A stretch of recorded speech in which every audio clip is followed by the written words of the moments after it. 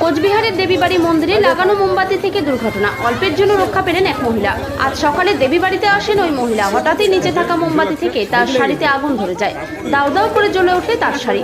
স্থানীয় লোকজনের চেষ্টায় শরীরে লাগা আগুন নিভিয়ে ফেলা হয়। কিছুটা আহত হয়েছে ওই মহিলা। পরে ঘটনাস্থলে উপস্থিত পুলিশ ওই মহিলাকে গাড়িতে করে হাসপাতালে নিয়ে যায়।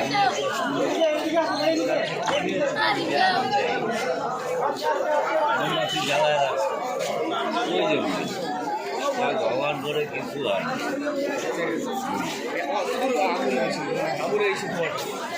তাই নাকি?